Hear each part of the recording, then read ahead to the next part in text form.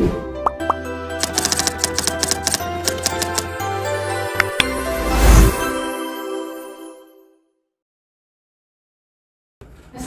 warahmatullahi wabarakatuh. Waalaikumsalam warahmatullahi wabarakatuh.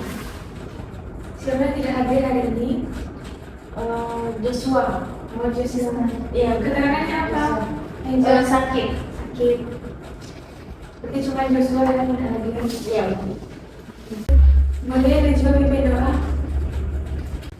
Sebelum mulai pelajaran doa.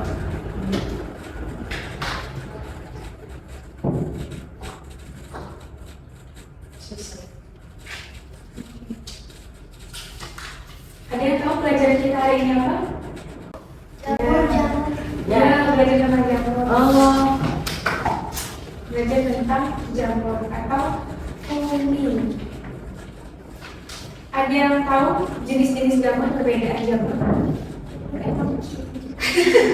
Jamur enoki, benar. Nah, sebelum memulai pelajaran, Ibu akan menyebutkan dulu tujuan pembelajaran kita. Jadi, hari ini kita akan mempelajari tentang klasifikasi fungi atau jamur. Jadi, tujuannya Anda bisa mengidentifikasi macam-macam jenis jamur, dapat menganalisis perbedaannya, dan dapat membedakan secara morfologi dari macam-macam jenis jamur. Nah, itu ada beberapa tujuan yang sudah diberikan. Kalian pasti pernah makan roti kan? iya Bu. Makan roti, makan tempe. Nah, sebenarnya di tempe itu ada jamurnya atau tidak? Mungkin kalau misalkan udah lama tidak dikulkas itu berjamur gitu Bu. Atau udah lama dikulkas. Sebenarnya jamur yang kita makan itu, sebenarnya yang kita makan itu tempe kita makan itu sudah berjamur. Emang sudah berjamur. Kalau yang kadaluarsa, nah itu kan akan timbul jamur. Nah, sebenarnya ada juga nih tadi yang bilang jamur enoki. Nah, jadi jamur itu banyak ya jenisnya. Ada yang kayak bisa bikin sakit perut gitu kan, kayak roti tadi. Ada juga yang malahan jamurnya enak untuk dikonsumsi. Malahan sering ya mungkin mengkonsumsi jamur. Tapi tidak tahu itu tuh jenis jamur apa gitu.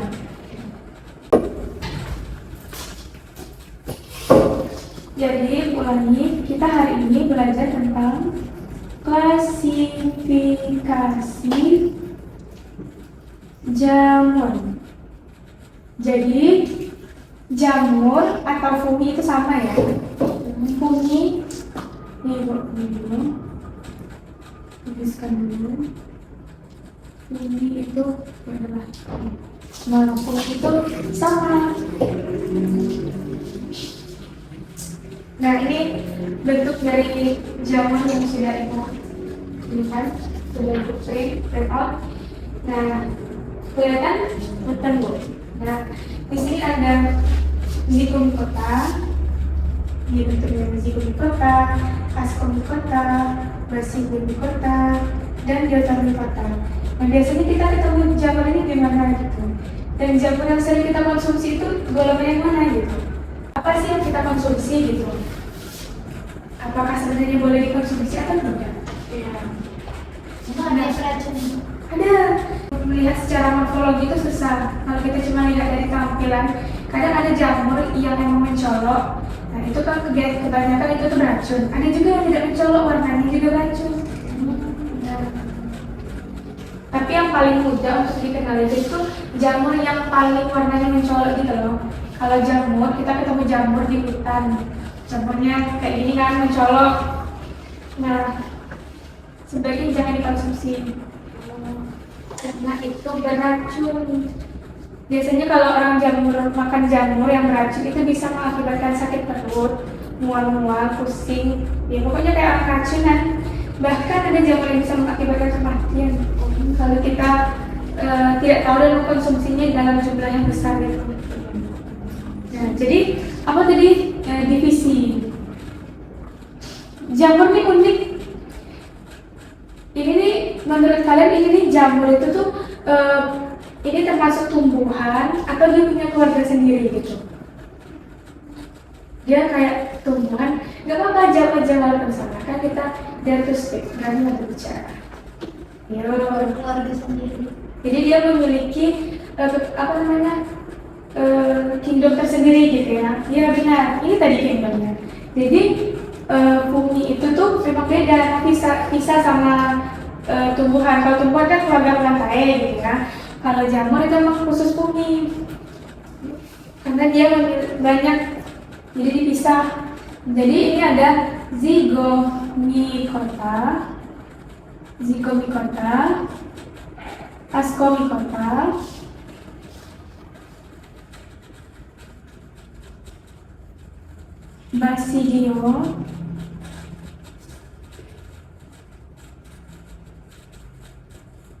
Basidiomycota, dan Deuteromycota.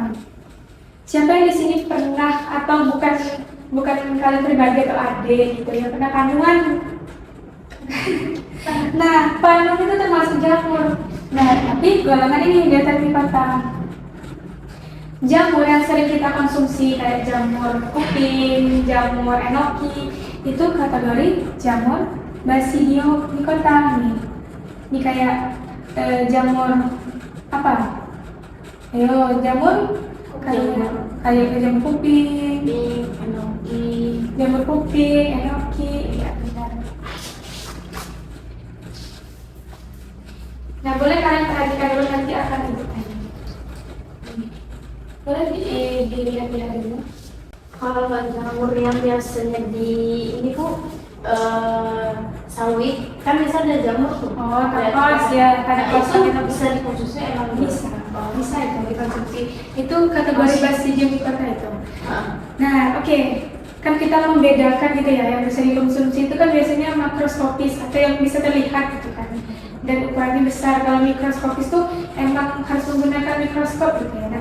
Nah, jadi apa sih perbedaannya? Nah, jadi kalau zygomicota itu dia mikro. Ini juga mikro. Nih, ini mikro. Mikroskopis gitu ya. Ini apa tadi?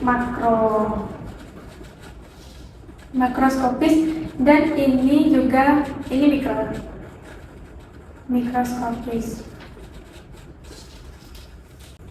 Kira-kira tempe itu termasuk zygomicota kah? Atau ascomicota atau Basidiomycota? Menurut Anda? Ayo. Menurut Anda itu kategori apa?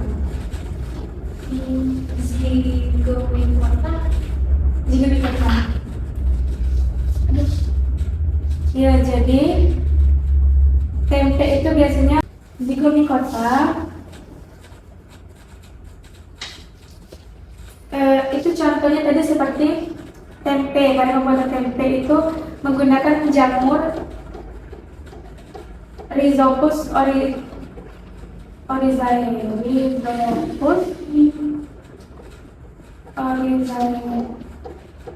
Kalau ascomicota, biasanya kalau di ascomicota ini banyak orang membuat kayak bikin obat.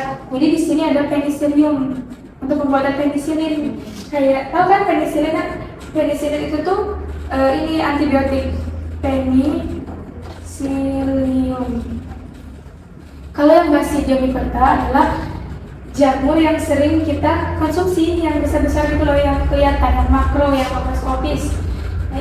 Kayak kalau tadi yang bilang kakos, jamur sawit gitu kan, jamur sawit, enoki. Ini Deuteromycota, dia tuh kayak jamur inverted gitu loh. Dia tuh biasanya ditemukan di kulit gitu kan. Kayak tempat hidupnya pun juga susah dikenali gitu. Bentuknya juga susah dikenali.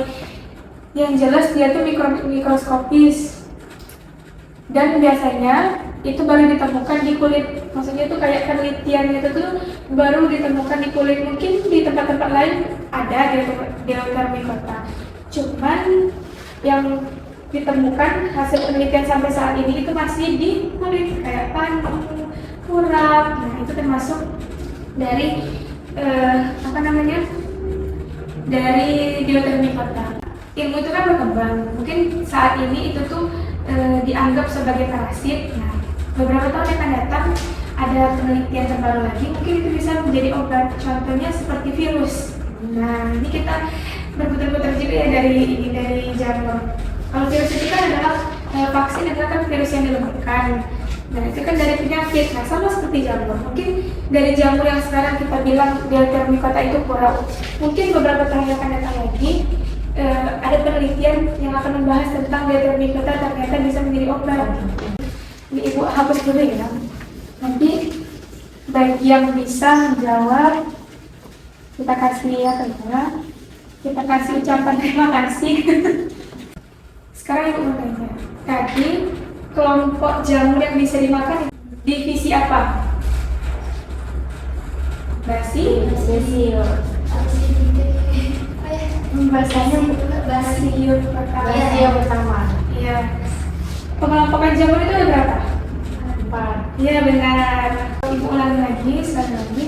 Jadi macam-macam jamur itu terbagi menjadi 4. Ada Zygomicota, Ascomycota, Basidiomycota, Deuteria micota. Kalau Zygomicota itu biasanya contoh jamurnya itu tuh Rhizopus oryzae. Itu biasanya pada pembuatan roti gitu. Terus kalau Ascomycota itu Aspergillus.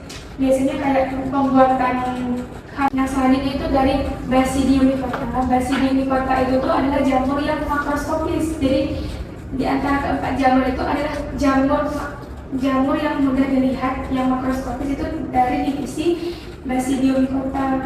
Contohnya tadi kayak jamur apa? Jamur enoki, jamur kuping. Nah itu kalau untuk yang terakhir yaitu jamur divisi Deuteria micota. Nah, Deuteria micota itu biasanya di kulit, dermatologi derma kulit. Nah, sampai di sini ada yang ditanyakan? Tidak, itu cukup. Baik, terima kasih akan penjelasannya. Ibu ingatkan sekali lagi, jadi sebelum belajar, alangkah baiknya Anda membaca buku terlebih dahulu agar proses belajar kita berjalan lebih baik lagi gitu ya. Ibu. Untuk itu Ibu kasih PR dulu, kita kerjakan di halaman 41. Nah, soal dari latihan bagian A, soal itu 1 sampai 10. Besok tadi kita praktek bersama. Oke? Baik Ibu. Oke, Ibu akhiri dengan Assalamualaikum warahmatullahi wabarakatuh. Waalaikumsalam warahmatullahi wabarakatuh.